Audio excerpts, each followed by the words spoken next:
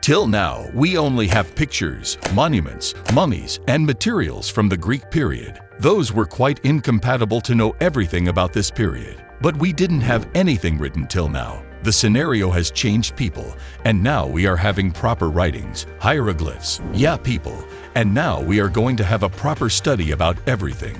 The Rosetta Stone, unearthed by a French military expedition in mid-July 1799, while building a fort in the town of Rashid, includes inscriptions written in Egyptian hieroglyphs, Demotic, and Ancient Greek. Because Ancient Greek had already been decoded at the time of the Rosetta Stone's discovery, experts were able to translate the other two unknown scripts, which carried identical content. The text on the stone was determined to be an edict made in the year 196 BC, under the reign of Ptolemy V.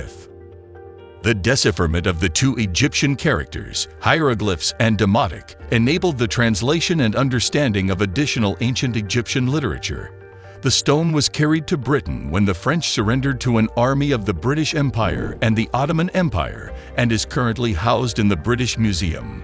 The phrase taken in Egypt by the British Army in 1801 is written on the left side of the Rosetta Stone, while the words delivered by King George III are written on the right side. Egypt has requested that the stone be returned to them by the British government. The Rosetta Stone is 44 inches tall and 30 inches broad, weighs around 1,680 pounds, and has a rough, unpolished backside, suggesting that it was intended to be displayed with its back against a wall.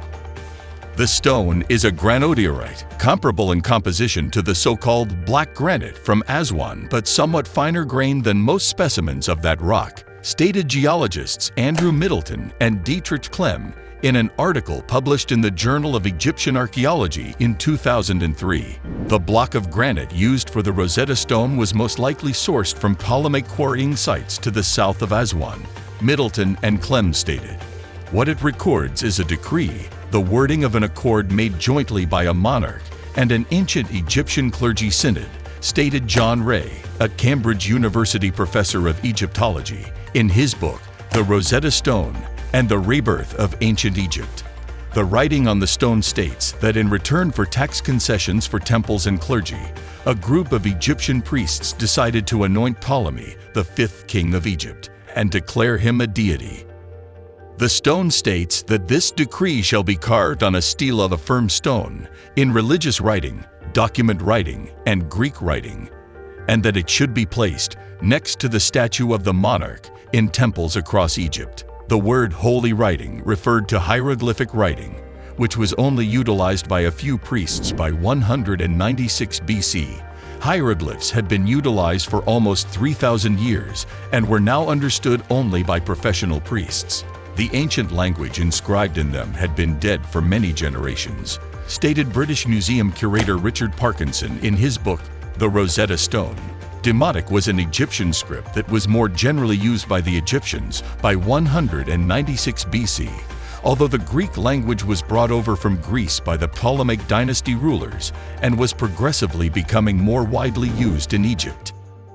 The Ptolemaic dynasty is derived from Ptolemy I Soter, a Macedonian who served as a commander under Alexander the Great. In 332 BC, Alexander conquered Egypt and absorbed it into his kingdom. Alexander's dominion swiftly disintegrated after his death, and armies led by Ptolemy I Soter grabbed control of Egypt. It is probable from surviving remnants that the markings on the Rosetta Stone were originally filled with a pale red pigment, Parkinson wrote. The incised markings were filled with white chalk early in its museum existence, a practice aimed to make the lettering more readable, Parkinson said. The Rosetta Stone was not discovered at Rashid, ancient Rosetta, but rather a piece of a much bigger stela that was formerly exhibited in a temple, likely in the ancient Egyptian city of Sa. Ray said in his book that the original stone was much higher than it is now. Its highest register would have been adorned with figures of the ruler and the gods of the temple where it stood. These are no longer available.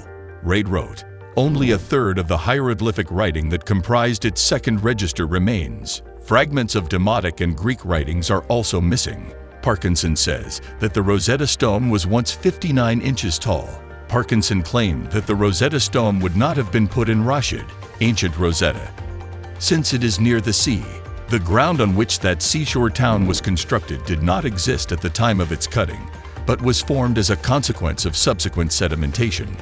Parkinson writes, the stela was presumably built at a more ancient location than Rashid, farther inland, maybe the nearby ancient city of Sais. The Rosetta Stone most likely stood for millennia in the temple precincts of Sais. The stone may have been mined decades after the Rosetta Stone was constructed, and the stone may have been carried to Rashid as quarry rock.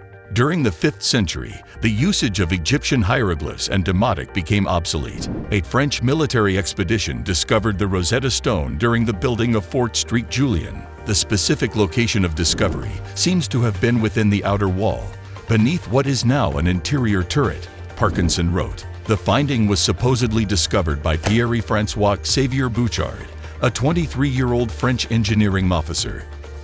Bouchard quickly recognized it as a stela engraved in 3 characters, Parkinson writes.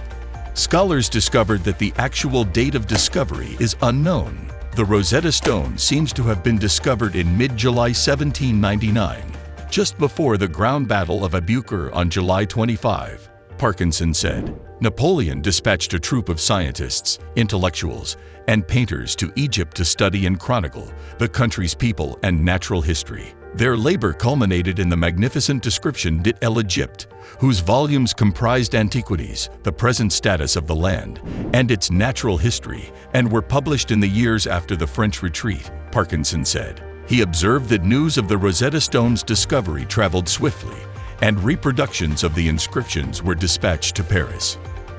While Akerblad made significant findings concerning the Rosetta Stone as early as 1802, it is 2 researchers, Thomas Young and Jean-François Champollion, who are credited with deciphering the Demotic and Egyptian hieroglyphic writings. According to Ray, Young was a polymath who discovered things in mechanics, optics, anatomy, acoustics, physics, navigation, and languages. Young was an accomplished scientist with several patents and a well-known reputation at the time the Rosetta Stone was found. Champollion, on the other hand, was a young upstart Egyptologist seeking to establish himself in his area, according to Ray. Ray claimed that Young concentrated his efforts on learning the Demotic script, which is the cursed variant of Egyptian hieroglyphs.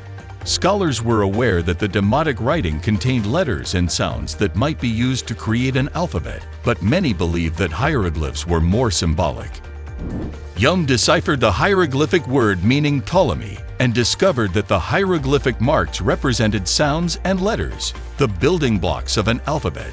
In 1819, Young published in the Encyclopaedia Britannica an article which we can call State of the Art, in which he offered equivalents for 218 demotic words, as well as 200 hieroglyphic groups. Ray wrote, noting that Young still believed that hieroglyphs only represented an alphabet when Greek or foreign words were used, and that hieroglyphs were mostly symbolic when discussing Egyptian topics. That's all for this video. Let us know in the comment box what you all think about the video. Like it and share it with your friends. Also, subscribe to our channel to watch more amazing videos like this. Thanks for watching.